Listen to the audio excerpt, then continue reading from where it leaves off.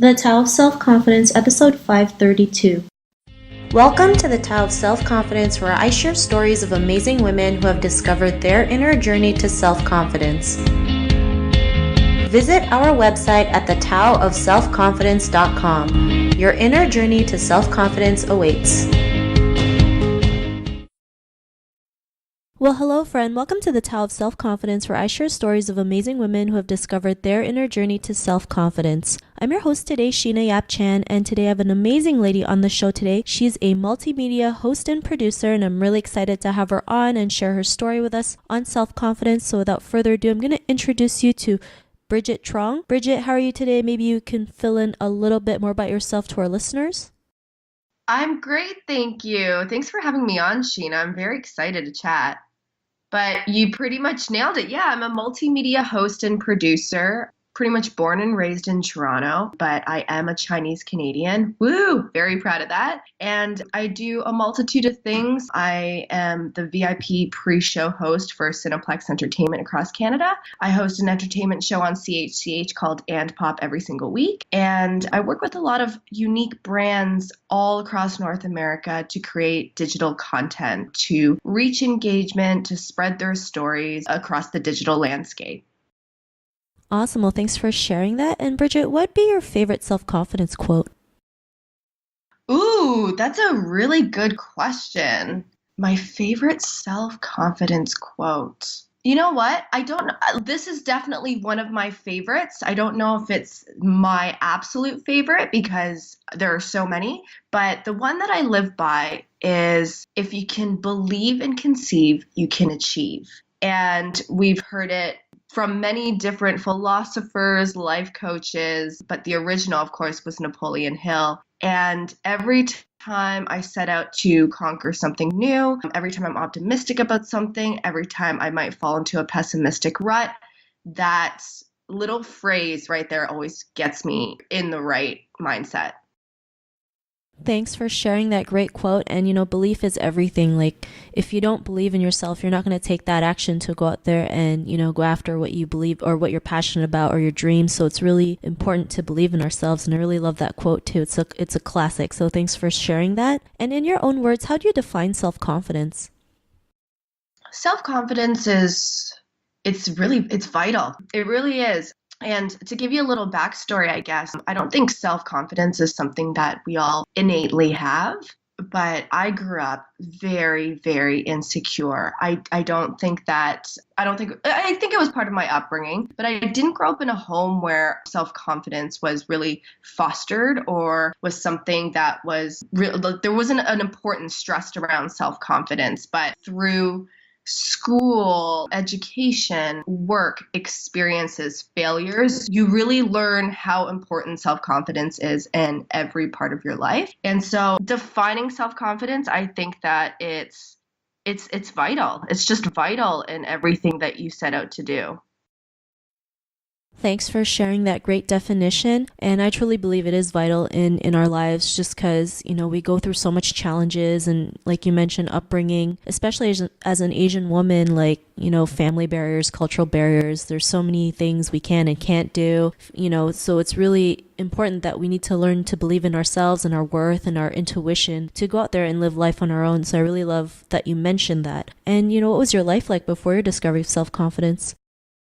It was really small to kind of put it in a nutshell. It was small. I wasn't experiencing anything. I mean, self-confidence leads to a higher level of belief, right? And when you don't have it, you feel that you don't have that self-worth to go out and conquer anything, to try anything, to be anything. So I think before I really discovered any of that, I was kind of part of the pack. I wasn't the leader in any way. Thanks for sharing that. And I think that's something we've all gone through in our lives, not feeling worthy, feeling like we have to go with the crowd to feel accepted. And, going out of that, we feel like we're different and something's wrong with us, not realizing like, we are our own person. We're all made differently. We all have special talents and skills that we can contribute to the world. And what was that point in your life when you realized your own worth and realized you can go out there and, be the person that you are today? What was that aha moment?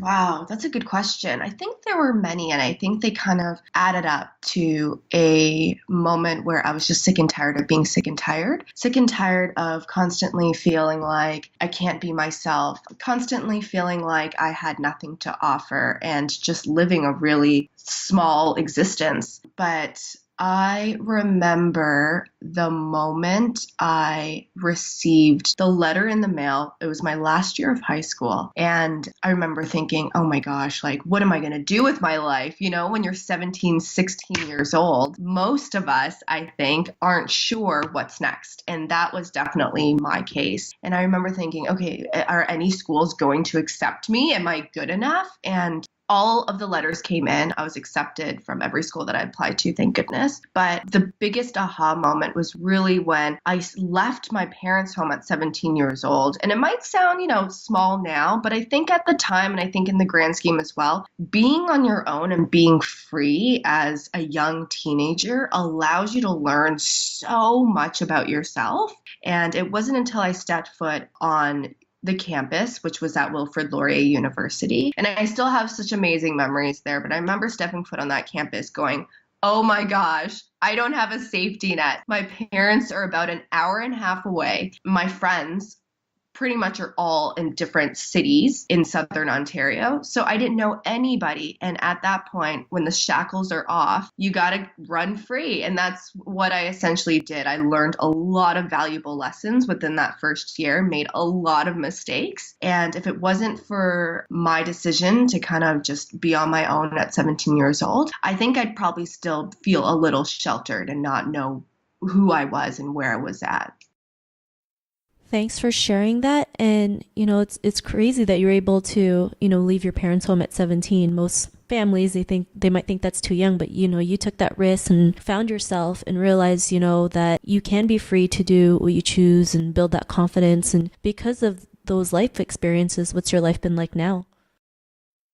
I think how far I've come is that I've become a really curious person. I think up until the age of 17, before I left home, because it was so safe, everything was just status quo. I did very well in school. I never really made any mistakes in life. I never failed anything. And so in the last, let's say, 12 years, I've allowed myself to experience so much more, to fail in a lot of areas in life, which is so important in growth and self-growth and evolution. And so in the past, let's say, decade, I've met the most amazing people in my industry as a host, interviewing some of the biggest celebrities out there and filmmakers, some of the biggest success stories. And you come to realize that we're essentially the same, we're given the same tools. A lot of us are from the same socioeconomic background. And for myself, it was low. And we're all just given the same air to breathe. Essentially, it's just what you make of this life. And so in the past year, I've been able to meet the right people, see some really incredible and inspiring places. And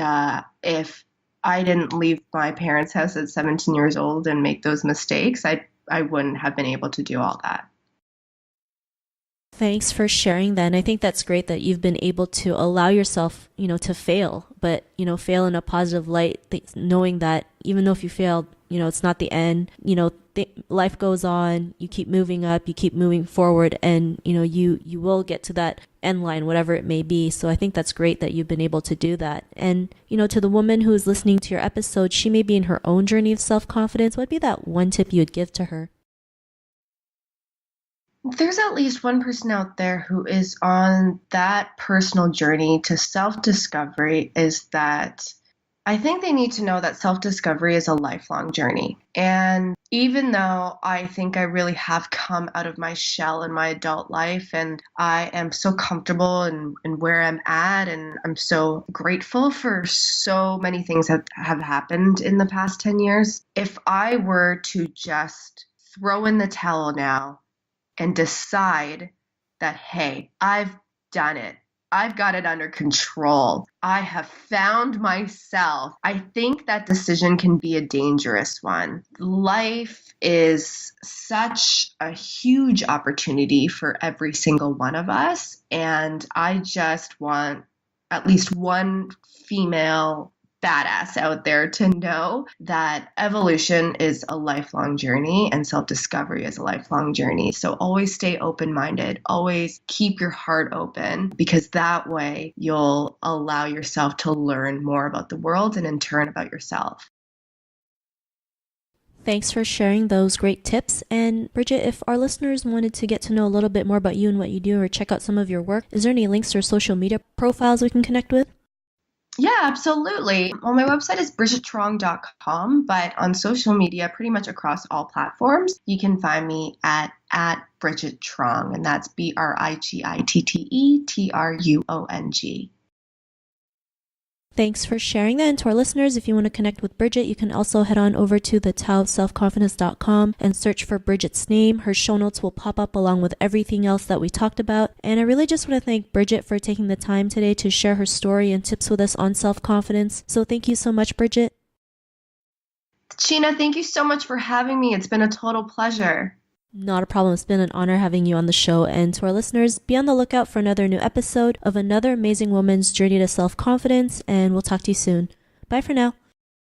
Thank you for tuning in to another amazing episode of The Tao of Self-Confidence. Visit our website at thetaoofselfconfidence.com to check out cool resources, blog articles, show recaps, and so much more. Your inner journey to self-confidence awaits.